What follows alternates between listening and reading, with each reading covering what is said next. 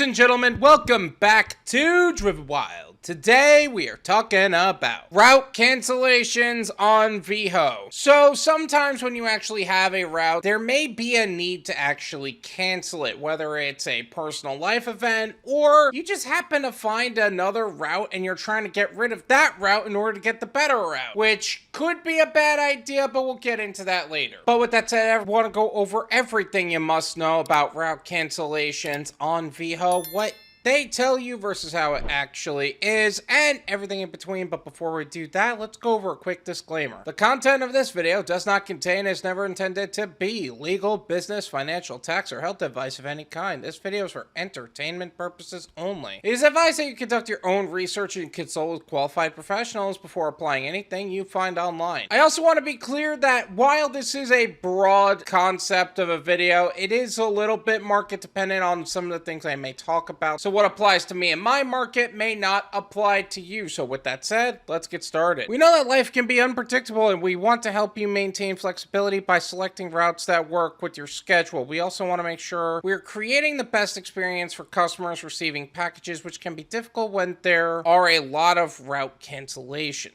Now, to be clear, that really only applies to late cancellations rather than quick cancellations, and there is a significant difference. A quick cancellation is you pick up a route because like 8 o'clock on the dot when the routes drop, and you're trying to just get something. So it's almost like you're button mashing on the screen just to get something, and you get something and it's to an area that doesn't make sense for you financially, so you drop it immediately. That's not necessarily a bad thing, but what they are really trying to prevent is more the late cancellations. What is a late cancellation? A late cancellation is when a route is canceled too close to the route's scheduled start time. The closer to the start of the route a cancellation is, the more difficult it is to complete that delivery. We recommend locking in your route as early as possible before the route start time, which is why I usually recommend only taking routes the night before. Otherwise, you're getting straggler routes or even some routes that customers aren't going to be too happy getting so late in the day. And that can actually affect your ratings because now they're unhappy because somebody ended up canceling the route. How many late cancellations can I make? The number of late cancellations allowed varies based on several factors, but we generally recommend limiting late cancellations to no more than 5 for every 100 accepted routes. Basically have a 95% completion rating or better, or have a 5% or less cancellations entirely. I personally don't mess with that at all. I've only had to cancel once, and that's because my car battery died in the warehouse, and that's not really something I control. But other than that, I've never had a late cancellation otherwise. Does this mean I can never cancel a route? No, we understand things come up, or a route is more suited to your preference may come available. It doesn't mean you can't, it just means you shouldn't make it a habit. And honestly, I would actually recommend only canceling a route if it makes sense for you financially, or it's an absolute emergency. But again, don't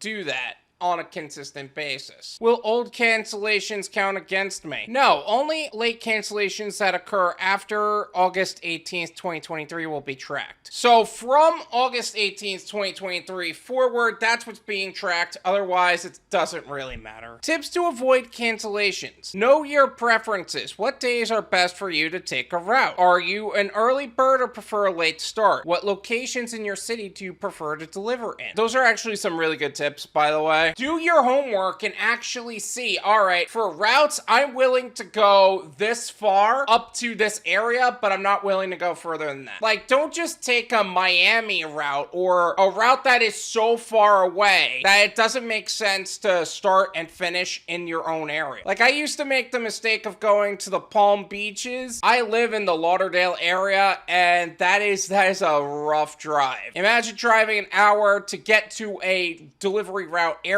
just to come an hour back. An early bird or a late start, honestly, I think only early birds are gonna really thrive on this app. Like 9 times out of 10, I only see routes that pop up midday, unless you count 10 o'clock as midday. Like that's the latest it comes up on a consistent basis. There are some afternoon ones, but they're so few and far between, they're not gonna come up very much. Unless it's peak day, which is a totally different ballgame. And again, location is all a big factor. Make a pre-route routine. Set aside your driver's license and a marker. Be sure that there aren't any large personal items taking up space in your vehicle. Set a reminder of your route start time and don't forget to add in the time it takes to get to the warehouse. Okay, so quick note about the tips here. Yes, the driver's license and marker are necessary to complete the route. The large personal items, the only thing I would counter that point with is if you have tools that actually help you complete the route. There was one time I actually needed a hand truck to actually get some of these packages to where they needed to go. So that's a thing that you got to think about. And setting a reminder for your route start time. And honestly, you should definitely have this all in your schedule and really plan out your next day if you're gonna really work this out. You gotta have decent amount of time management skills. Now I have a few side notes that I would like to go over on this subject. New drivers. So if you're a brand new driver and for some reason you're outside waiting online because you can't just check in yourself until